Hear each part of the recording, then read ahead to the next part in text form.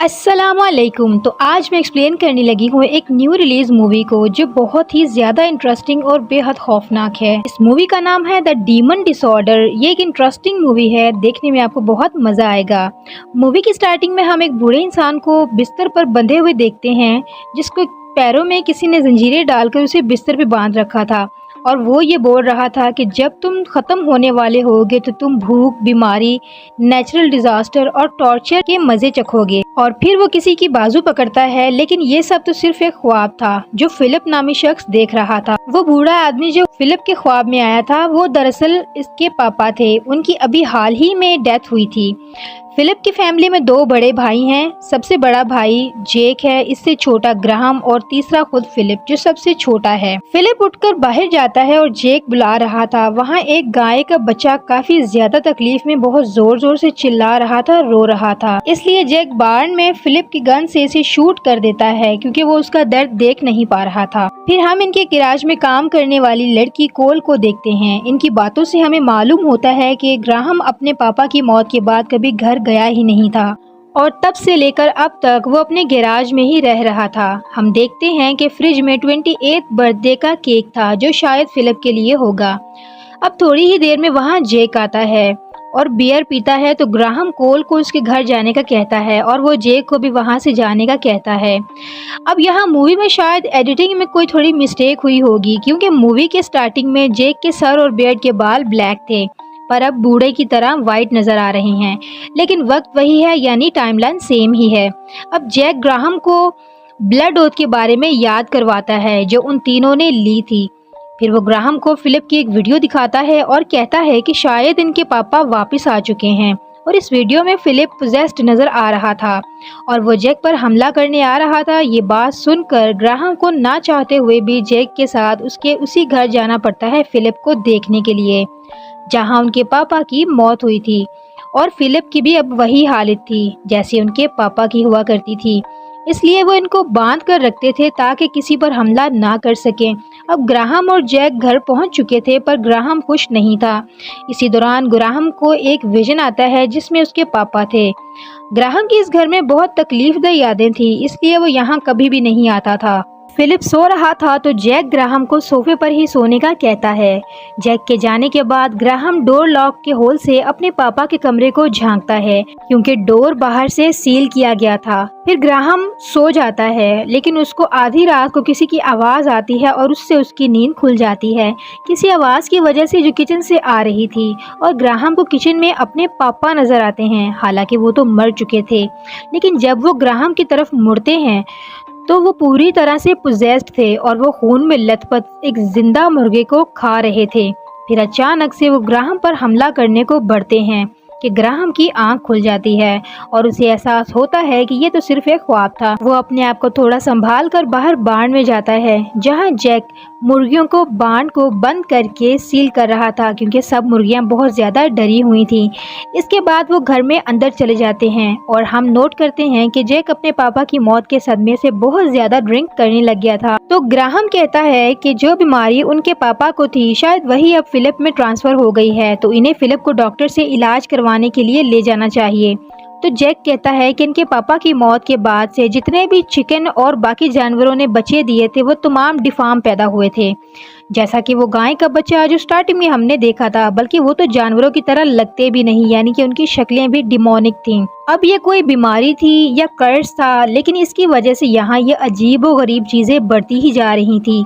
इनकी बातों के दौरान ही वहाँ फिलिप भी आ जाता है और ग्राहम इसकी चेस्ट पर नाखूनों के निशान देखता है।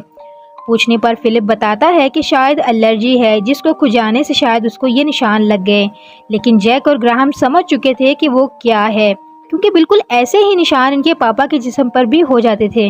अब फिलिप ग्राहम कर अक्सर गुस्सा किया करता था, उनकी आपस में बनती नहीं थी लेकिन है तो वो भाई, यही सोचकर ग्राहम माफ़ कर देता है। फिर फिलिप मुर्गियों को दाना डालने के लिए जाता है और ग्राहम भी उसके पीछे चल देता है। बार्न में जाकर ग्राहम फिलिप से वीडियो वाली इस रात का पूछता है पर वो कहता है कि उसे कुछ भी याद नहीं है। ग्राहम चला जाता है तो रात को फिर ग्राहम को पास्ट की यादें आती हैं, इनके पापा इन तीनों से कितना प्यार किया करते थे वगैरह। इसके बाद वो सो जाता है लेकिन फिर से आधी रात को वो आवाज़ सुनता है तो फिलिप के रूम में देखने के लिए जाता है। फिर फिलिप वहाँ पर नहीं था, पर बिस्तर के नीचे से कुछ आवाज़ें आ रही थी। वो झुककर देखता है तो बेड के नीचे एक मुर्गी बैठी थी, तो वो उसे उठाकर बाहर ले जाता है। जैसे ही वो मुर्गी को फार्म लाता है तो देखता है कि वहाँ सब पड़े हुए चिकन्स मर चुके थे। जब वो अंदर जाकर देखता है तो फिलिप उन मुर्गियों को अपने पापा की तरह जिंदा और कच्चा ही चबा के खा रहा था। जब ग्राहम इसे आवाज़ देता है तो फिलिप की आंखें बिल्कुल लाल हो चुकी थी। इस पर ग्राहम काफ़ी डर जाता है, पर फिलिप ग्राहम पर हमला कर देता है और इसकी चेस्ट पर काट लेता है। ग्राहम काफ़ी चिल्ला रहा था, इसकी आवाज़ें सुनकर जेक भी आ जाता है।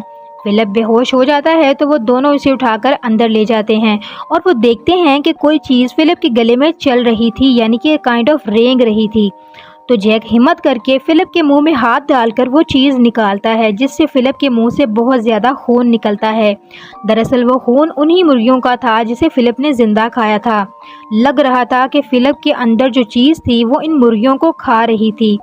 अब जो चीज़ फिलिप के मुंह से निकली थी वो कोई पैरासाइट की तरह थी और वो वहाँ से भागने लगती है और ग्राहम इसका पीछा करता है तो वो बाथरूम के अंदर चली जाती है और दरवाज़ा अचानक बंद हो जाता है, जिसका मतलब ये था कि ये कोई आम पैरासाइट नहीं बल्कि एक डिमोनिक पैरासाइट थी, या फिर शायद ये कि पैरासाइट के रूप में डेविल खुद था। क्योंकि मूवी के स्टार्ट में जॉर्ज जो लाइनें बोल रहा था वो सड़ेगा, बहुत तकलीफ और टॉर्चर का मज़ा लेगा, वो शैतान को रेफ़र कर रही थी कि शैतान तब मज़ा लेगा लोगों को तकलीफ़ देकर और टॉर्चर करके और भूख और प्यास देकर। खैर ग्राहम और जैक खुद को साफ करके कुछ डंडे वगैरह लेकर इस डीमन पैरासाइट को मारने या पकड़ने के लिए बाहर आते हैं। वो सब जगह ढूंढते हैं पर वो डीमन पैरासाइट तो कहीं नहीं मिलता, लेकिन ढूंढने पर उनको पता चलता है कि वो छत पर चिपका हुआ था। तो ग्राहम इसे देख लेता है और वो जैक को एक डंडा हैंडओवर करता है, जिससे जैक काफ़ी कोशिश के बाद इस डंडे से नीचे फेंकता है और नीचे खड़ा ग्राहम एक बैग में उसे कैच कर लेता है और वो दोनों इस डीमन पैरासाइट को ले जाकर एक बॉक्स में बंद कर देते हैं। और यही उनकी सबसे बड़ी गलती थी। मतलब अगर वो चाहते तो इस पॉइंट पर उस डीमन पैरासाइट को ख़त्म कर सकते थे। और फिलिप का एक फ्लैशबैक देखते हैं जिसमें वो अपने पापा को खाना देकर बाहर जाने वाला था, लेकिन वो अपने पापा के अंदर बोल रहे डीमन की बातों में आकर उनके पास बैठ जाता है, जो कि उनको सख्ती से मना था और ये रूल खुद उनके पापा ने ही बनाया था। अब हमें आइडिया हो जाता है कि इन्होंने ये रूल क्यों बनाया था, क्योंकि स्टार्टिंग में जो इनकी हालत थी वो इसी पैरासाइट की पोजेशन की वजह से थी और इसलिए वो फिलिप पर हमला भी करते हैं, फिलिप की छाती पर, लेकिन वो किसी तरह बचकर भाग निकलता है। अब फिलिप ये सब चीज़ें देख ही रहा था कि उसके पास ग्राहम आता है। वो कहता है कि अब पैरासाइट मेरे अंदर मौजूद नहीं है तो तुम मुझे खोल दो। तो ग्राहम कुछ सोचकर उसको खोल देता है। वहाँ जैक पोल्ट्री फार्म से मरी हुई मुर्गियों को हटा रहा था और ग्राहम घर में बिखरे हुए खून को साफ कर रहा था। जिस बीच हम देखते हैं कि फिलिप दिमागी तौर पर अभी भी उसी पैरासाइट के कंट्रोल में था। वो पैरासाइट इसे ऑर्डर करता है कि बॉक्स को खोलो, तो फिलिप बॉक्स खोल देता है और वो डिमोनिक पैरासाइट वापस फिलिप के अंदर बॉडी में चला जाता है। इधर ग्राहम को अपने पापा के कमरे से आवाज़ आती है तो वो जाकर देखता है, पर दरवाज़ा बाहर से सील था। ग्राहम लकड़ियों की सील हटाकर अंदर जाता है और ये उसकी दूसरी गलती थी, क्योंकि उनके पापा ने उन्हें पहले से मना किया था कि मेरे मरने के बाद इस रूम में कोई नहीं आएगा। मतलब हो सकता है कि ब्लड या उनके ट्रेसेस की वजह से भी वो डीमन फैलता हो। खैर वो अपने पापा का खून से भरा हुआ बेड वगैरह देखता है और इन्हीं यादों में था कि पीछे से जेक आ जाता है और वो ग्राहम को वहाँ से बाहर ले आता है। अब जेक को पता नहीं था कि फिलिप ने पैरासाइट को फिर से खोल दिया है और अब वो पोजेस्ड है। उधर ग्राहम बाथरूम में जाकर अपनी चेस्ट को देखता है जहां फिलिप ने काटा था, तो वहां से उसी चोट से एक आंख फॉर्म हो रही थी। अब यहाँ ये कॉन्सेप्ट बिल्कुल ज़ोंबी वायरस की तरह फैलता था। मतलब अगर पोजेस्ड शख्स किसी को काटेगा तो उसके मरने के बाद वो डीमन उससे कंट्रोल कर लेगा जिसे उसने काटा है, लेकिन इसके लिए जब तक पहले वाला होस्ट जिसमें पैरासाइट मौजूद है जब तक वो नहीं मरेगा तब तक डीमन उससे पूरी तरह कंट्रोल नहीं कर सकता, मतलब उसके अंदर नहीं आ सकता। जैसा कि फिलिप ने ख्वाब में देखा था, लेकिन वो ख्वाब नहीं था बल्कि वो पास्ट में हो चुका था, जिसका उसने दोबारा विजन या ख्वाब देखा था कि हकीकत में फिलिप के पापा ने फिलिप पर हमला किया था, तो उन्होंने फिलिप को चेस्ट पर नाखूनों से स्क्रैच किया था जिससे डीमन उसके अंदर जा चुका था।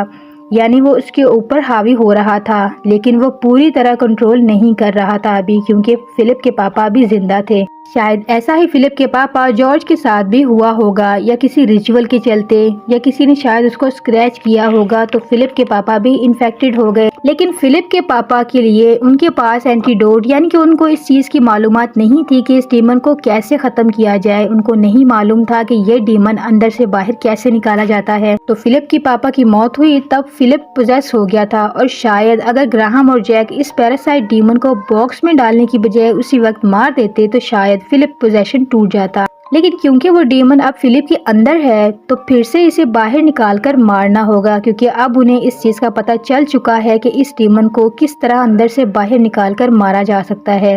इसके बाद जेक टीवी देख रहा था और साथ में काफी ज्यादा ड्रिंक कर रहा था, लेकिन उसके पीछे से अचानक कोई बहुत तेजी से निकलकर भागता है। जब वो चेक करने जाता है तो उसके पापा के कमरे में फिलिप था।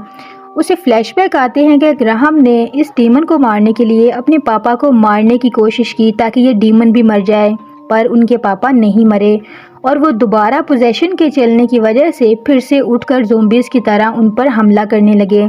तो इसी दौरान फिलिप ने पीछे से आकर अपने पापा के सर पर एक रॉड से हमला किया और वो गिरकर मर गए। Now back to the story. ये बात याद करते हुए कि फिलिप ने अपने पापा को मारा था तो जेक फिलिप को मारने लगता है, क्योंकि उसने काफ़ी ज़्यादा ड्रिंक की हुई थी टीवी देखते वक्त, और वो नशे में फिलिप को मारता रहता है। इनकी आवाज़ें सुनकर ग्राहम वहाँ पर आकर फिलिप और जैक को छुड़ाता है।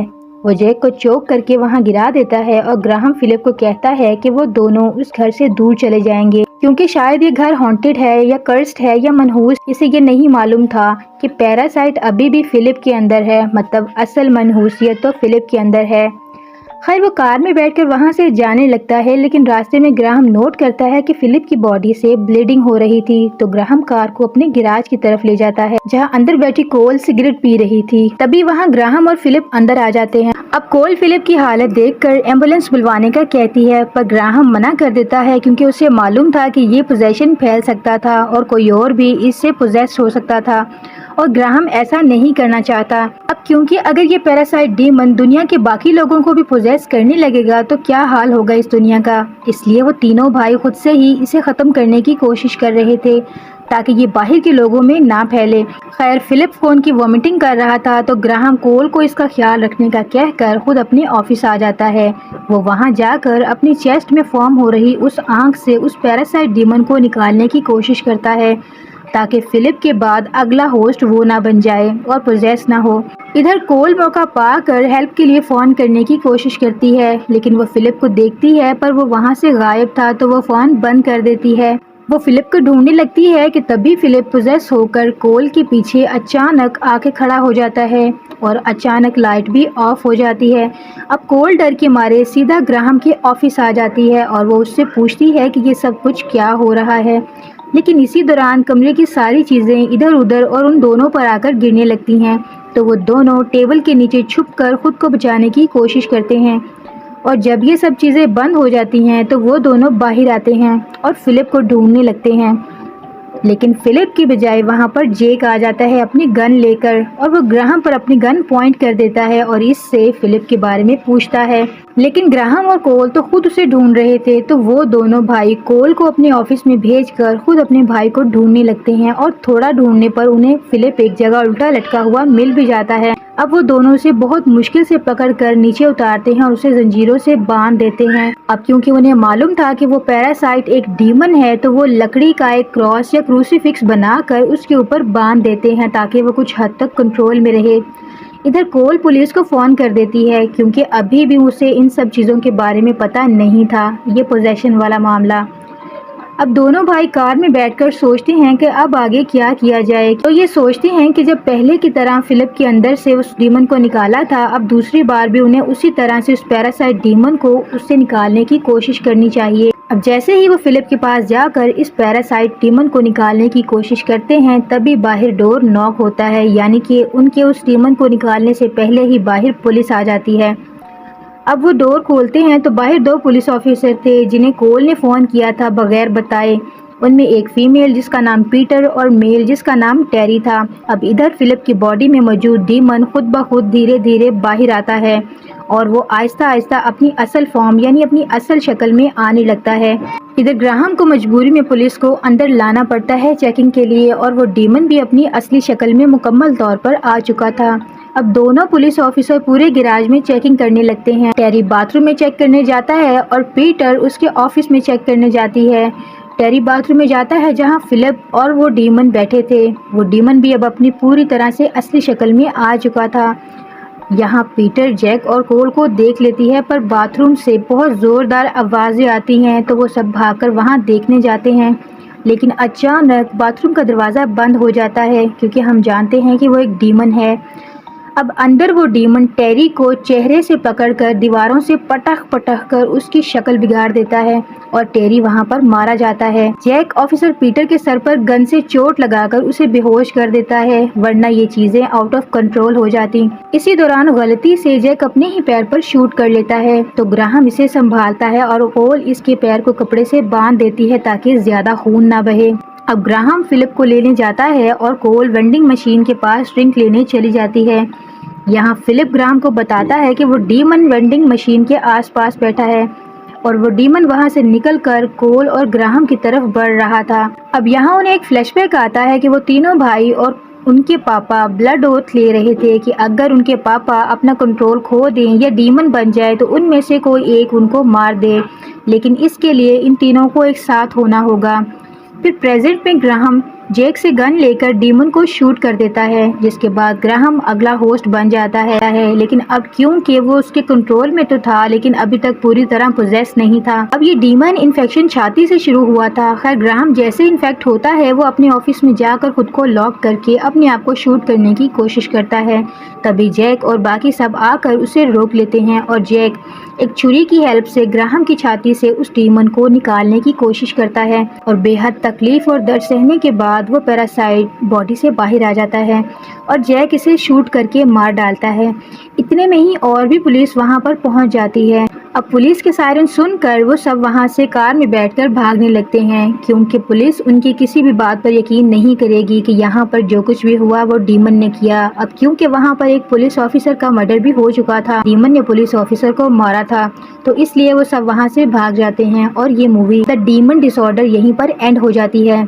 तो दोस्तों ये दुनिया बहुत बड़ी है, ऐसे में मुझे ढूंढने का आसान तरीका ये है कि आप मेरे चैनल को सब्सक्राइब कर लो।